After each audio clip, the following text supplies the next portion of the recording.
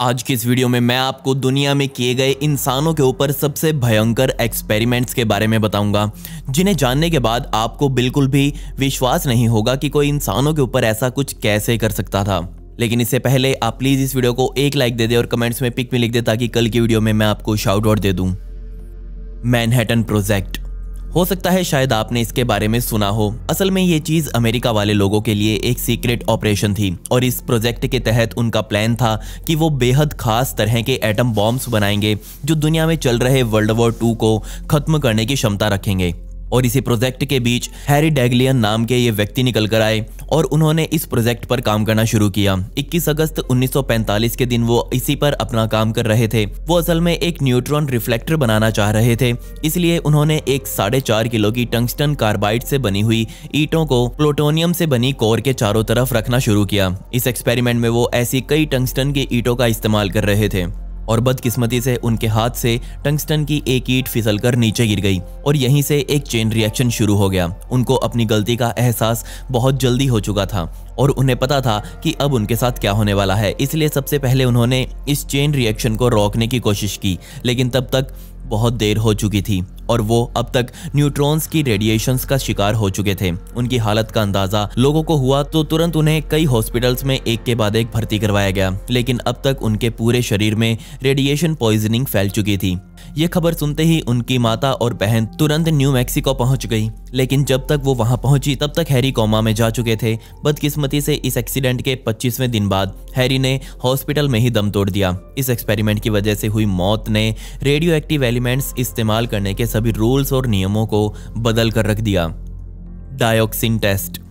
सन 1965 में एक dermatologist doctor Albert क्लिगमैन ने अमेरिकन आर्मी और बहुत सारी फार्मास्यूटिकल कंपनीज की तरफ से एक स्टडी करी और इस स्टडी में वो पता लगाने की कोशिश कर रहे थे कि इंसान की त्वचा भयानक केमिकल्स के संपर्क में आने पर किस तरह से रिएक्ट करती है। इस प्रोसेस को हार्डनिंग का नाम दिया गया। मैं आपको पहले ही बता दूं कि इस टेस्ट से जुड़ी हुई बहुत सारी इंफॉर्मेशन और डॉक्यूमेंट्स को पूरी तरह से नष्ट किया जा चुका है या फिर हो सकता है उसे छुपा दिया गया हो, लेकिन जो हमें पता है वो ये कि डॉक्टर क्लिगमैन ने ये एक्सपेरिमेंट अपने पेशेंट्स के ऊपर किया था। हमें ये भी पता है कि उन्होंने उन बेचारे भोले भाले लोगों के ऊपर डायोक्सिन जैसे केमिकल को इस्तेमाल किया। ये वो टाइम था जब अमेरिका वियतनाम के बीच युद्ध चल रहा था और इस लड़ाई में अमेरिका इस तरह के बायोकेमिकल वेपन बनाना चाह रही थी जिनसे बड़े पैमाने पर वियतनाम की सेना को नुकसान पहुंचाया जा सके। इस एक्सपेरिमेंट को और ज्यादा तेजी से निपटाने के लिए डॉक्टर क्लिगमैन ने एक पेशेंट के अंदर सेफ पॉइंट से 486 गुना ज्यादा डायोक्सिन उसके शरीर में भर दिया और उस बंदे का हाल क्या हुआ होगा इसका अंदाजा आप यहीं से लगा सकते हैं कि डायोक्सिन की सेफ डोज से 2 गुना भी अगर हम ले लें तो हमारे शरीर की सारी स्किन अंदर से नष्ट हो जाएगी, जबकि उस आदमी के शरीर में तो 486 गुना डायोक्सिन डाला गया था। अब आप सोच ही सकते हैं कि उसका क्या हाल हुआ होगा। बदकिस्मती से यूएस ने इस टेस्ट के रिजल्ट्स को कभी पब्लिक नहीं किया, उन्हें बहुत सफाई के साथ छुपा दिया गया। ये माना जाता है कि डॉक्टर क्लिगमैन द्वारा तकरीबन 70 लोगों पर यह एक्सपेरिमेंट किया गया था, लेकिन उनके नाम और पहचान आज तक कभी पब्लिक नहीं की गई। Operation C spray. सितंबर 1950 में अमेरिकी नेवी ने पूरे 6 दिन लगाकर बैक्टीरिया सेरिटा मार्सिन्स को कैलिफोर्निया के नॉर्दर्न कोस्ट की हवा में मिला दिया।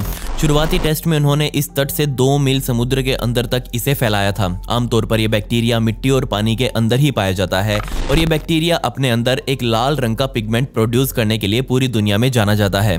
इसके इसी गुण की वजह से दुनिया भर के वैज्ञानिक इसे इस्तेमाल करते हैं और यहीं से ऑपरेशन सी स्प्रे की शुरुआत की गई। इस एक्सपेरिमेंट का काम था ये पता लगाना कि अगर आतंकवादियों या फिर किसी दुश्मन देश द्वारा अमेरिका के किसी बड़े शहर जैसे कि सैन फ्रांसिस्को पर किसी बायोकेमिकल वेपन से हमला किया जाता है तो उसके असर कैसे होंगे। आने वाले कई दिनों तक वहां की मिलिट्री ने आसपास की लगभग 43 जगह से सैंपल्स इकट्ठा किए, ये पता लगाने के लिए कि इस बैक्टीरिया का असर कहां तक पहुंचा है, जिसमें सामने आया कि इस बैक्टीरिया ने ना सिर्फ आसपास के बड़े बड़े शहरों को बल्कि दूर दराज में बसे छोटे मोटे गांवों को भी अपनी चपेट में ले लिया है। सैन फ्रांसिस्को में बसे लाखों लोगों के टेस्ट लिए गए, जिसमें सामने आया कि ये सभी लोग बैक्टीरिया से इन्फेक्टेड हो चुके हैं। बेशक मिलिट्री को अपने इस एक्सपेरिमेंट में सक्सेस मिल गई और उन्हें पता लग गया कि एक बैक्टीरिया अगर हथियार बनाकर उन पर इस्तेमाल किया जाए तो वो कहां तक फैलाव कर सकता है।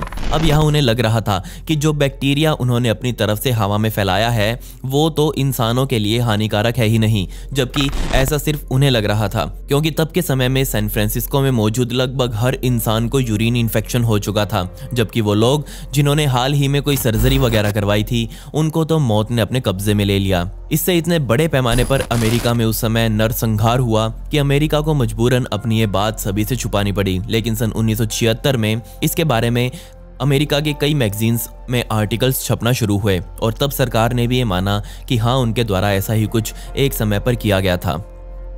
MK अल्ट्रा, शायद हो सकता है आपने इस एक्सपेरिमेंट के बारे में मेरी ही किसी वीडियो में जरूर सुना हो, लेकिन उन वीडियोस में मैंने खुलकर कभी नहीं बताया। सन 1950 और 1960 के दशक में जब कोल्ड वॉर अपनी चरम सीमा पर था, तब अमेरिका को यह डर था कि कम्युनिस्ट कंट्रीज कुछ ऐसी तकनीकों का इस्तेमाल कर रहे हैं जिनसे इंसान के दिमाग को कंट्रोल किया जा सकता है, और इस तकनीक का इस्तेमाल वो देश मुख्य रूप से अमेरिका के बंदी बनाए हुए सैनिकों पर कर रहे हैं।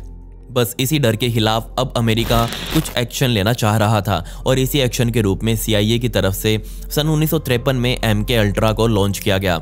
ये एक बेहद खुफिया मिशन था और इसमें अमेरिका द्वारा ऐसी ड्रग्स तैयार की गई जो किसी भी इंसान के अंदर डाल दी जाए तो उसका माइंड कंट्रोल किया जा सकता था। ये प्रोजेक्ट इतना सीक्रेट था कि आज भी इसके बारे में बहुत थोड़ा सा ही दुनिया को पता चल पाया है।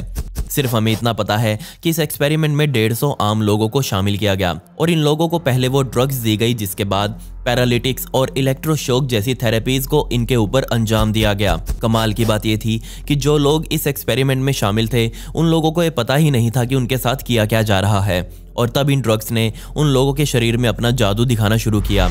और क्या आप सोच सकते हैं कि वो एक्सपीरियंस कितना भयंकर रहा होगा। 150 लोगों पर यूनिवर्सिटी, हॉस्पिटल और जेल जैसी जगहों पर यह एक्सपेरिमेंट अंजाम दिया गया।